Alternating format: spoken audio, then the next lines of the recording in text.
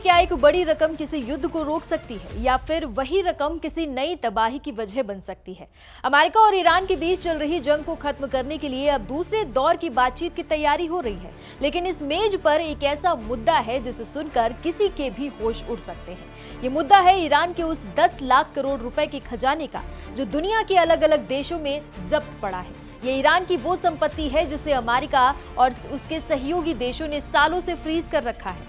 Iran की अर्थव्यवस्था इस वक्त वेंटिलेटर पर है और उसे अपनी जान बचाने के लिए ये पैसा हर हाल में चाहिए। लेकिन क्या डोनाल्ड ट्रंप ये पैसा वापस करेंगे? चलिए आज के इस एक्सप्लेनर में हम आपको इस 10 लाख करोड़ की गुत्थी के बारे में सब कुछ विस्तार से बताते हैं। नमस्कार, मेरा नाम है अनुषी गुप्ता और आप देख रहे हैं एनडीटीवी इंडिया। सबसे पहले ये समझना बेहद जरूरी है कि फ्रोजन एसेट यानी जमी हुई संपत्ति आखिर क्या होती है।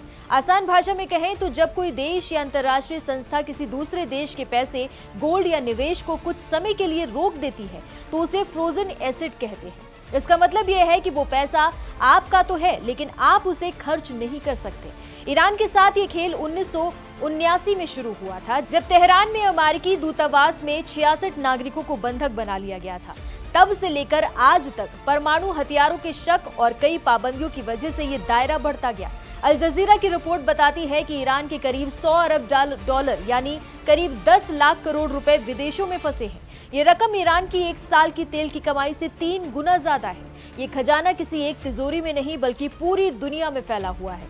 हैरान करने वाली बात यह है कि इसमें भारत का नाम भी शामिल है। अगर लिस्ट देखें तो चीन में ईरान के करीब 20 अरब डॉलर दबे हुए हैं, इराक में 6 अरब डॉलर, कतर में 6 अरब डॉलर और जापान में करीब 1.5 अरब डॉलर फंसे हुए हैं।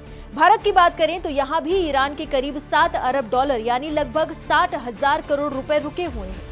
इसके अलावा अमेरिका और यूरोप के बैंकों में भी अरबों डॉलर फ्रीज है।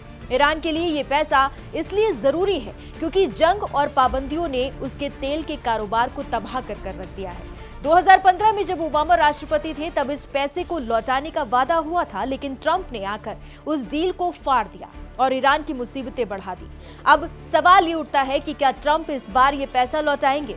ट्रंप की सरकार के सामने एक बहुत बड़ी राजनीतिक उलझन है। ट्रंप के विदेश मंत्री मार्को रूबियो ने पहले ही आगाह किया था कि अगर ईरान को ये पैसा वापस मिल गया तो वो अपनी सेना को और ज्यादा मजबूत करेगा।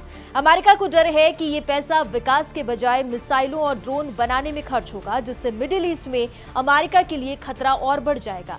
ईरान चाहता है कि बातचीत तभी आगे बढ़े जब उसका पैसा रिलीज हो, जबकि अमेरिका इसे एक हथियार की तरह इस्तेमाल कर रहा है। क्या 10 लाख करोड़ की ये फाइल खुलेगी या फिर ये पैसा इसी तरह फाइलों में दबा रहेगा? ये आने वाले दौर की बातचीत ही तय करेगी।